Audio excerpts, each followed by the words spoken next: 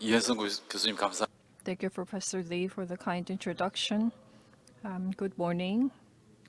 I am the president of KRISO, a government-funded research institute. My name is Kim Boogi. And globally, for the decarbonization and digital transformation of the global shipping industry, this is also a challenge for the shipbuilding and ocean areas. So I would like to present on the development of decarbonization technology in the age of digital transformation and challenges in cooperation. The order of my presentation is as follows. I will start with the global mega trend or digital transformation, how it relates to decarbonization, and the technical measures for IMO's GHG reduction strategy, relevant technologies, KRISO's efforts, and also future plans. And in the second half, I would like to present the zero carbon fuel and international cooperation for the production and bunkering infrastructure for zero carbon fuel. I would like to start with the global mega trend in decarbonization. As you are well aware, in 2018, the IMO released the GHG strategy with the goal to reduce GHG emissions from international shipping by at least 50% by 2050 compared to 2008 levels. At the MEPC recently, the mid to long-term strategy for GHG reduction and initial strategies are being discussed. Led by the EU and other technological advanced nations, by 2050, we want to reduce the net emissions, which is also called net zero. MEPC session 80 will finalize the strategy next year. As you all know, in order to respond to the GHG emission reduction in international shipping, we need low carbon and also carbon-free fuels. In the shipbuilding and maritime areas, green transformation and digital transformation are accelerating. But with zero carbon fuel technologies being developed for hydrogen, ammonia, and other clean energies to be developed and fully supplied, this will take a long time. So Norway, Netherlands, and other technological leading nations, before adopting zero carbon fuels, they are developing low carbon technologies, a bridging technology. Digital technologies are used to increase operation efficiency and ship onboard CCS technologies, which are a few examples of bridging technologies. Next, let me go into the technical measures for IMO GHG reduction strategy. Earlier, as I mentioned during the previous part, in order to respond to the IMO strategy, there are three main technologies to be used. First, as you can see on the left, there is the LNG, methanol, biofuel, and other low-carbon fuel technologies. Secondly, there can be the bridging technology, such as ammonia, or at the far right-hand side, there's a zero-carbon fuel technology, such as hydrogen and ammonia, and in the middle, there's the bridging technologies. Up until zero-carbon fuels can be fully adopted, we can use, along with low-carbon fuel technologies, these bridge technologies. So in the short term, medium term, and long term, we can respond to the IMO strategies with these main technologies at every step of the way. Let me go into the KRISO efforts for decarbonization in relation to the global mega trend. Here are the main technological areas we are working on. As you can see in number 1, we have a fully electrified car ferry with removable battery system. This is fully developed and will soon be launched. Liquefied H2 are some of the technological areas that we are working on to develop. And in number 2, well, there are many alternative fueled ships under development. We also have we will have plans to build a 2600 DWT marine testbed ship. This is number 2. This is currently being designed. The marine testbed is a fairly new concept, and soon in Egypt at the COP27, we will present a U.S.-Korea joint research plans using the marine testbed ship.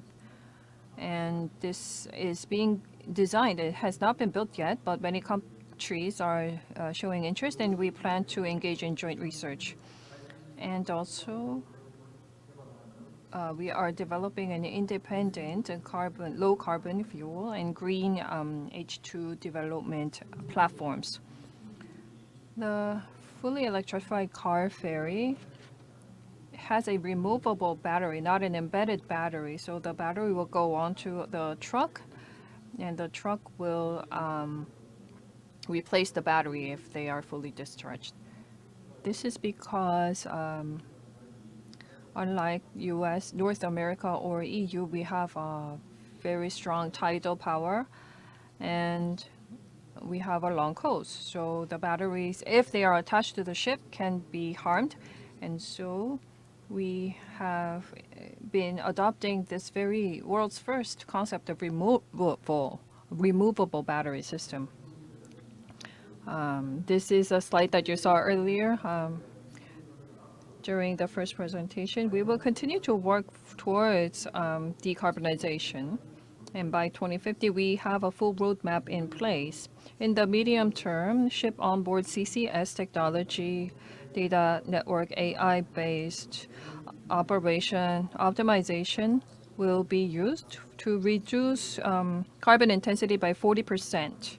And this is the focal area for system development. And also to reduce carbon intensity by 70%, zero carbon fuel development, SMR-based vessel development are also the long-term research areas that we will be fully tackling. In not only developing technologies, KRISO will also use the technologies developed to work with shipyards and other relevant organizations to respond to the international standard development and also to respond to the IMO regulations. And now let me explain the low carbon, zero carbon fuel, and also the bridging technologies and the key technology that we have at KRISO. Starting with the low carbon fuel technology. We have successfully developed a 500 cubic meter level of bunkering vessel for supplying LNG to LNG vessels. We have recently held a naming ceremony. Bio and renewable carbon and other low carbon fuels with the support of MOF as in MOF core technology project. We are working on developing this and also on building a research hub for low carbon fuel. Ammonia, H2 are the zero carbon fuels that we are working on to develop. Ammonia's bunkering system, green hydrogen fuel storage and supply system are where we have achieved approval in principle. And the ship propulsion system, offshore power plant are some of the areas that we also take great interest in. And the liquefied H2 tank that you see in the middle has recently, at the 2022 H2 meet, received the highest grand prize and received much interest from Korean companies. And we believe that this will soon be technologically transferred. We are also very interested in the SMR and offshore green hydrogen development and supply chain. These are some of the other areas that we are looking into. Next, we have green ammonia, hydrogen. Before all these zero carbon fuel technologies come into play, these are some of the bridging technologies that we can use to respond to IMO. Technologies to improve ship operational efficiency are being done, and you can see on the right-hand side, we are developing a software of different equipment at the Digital Twin Center, which is a running title, which is also being built.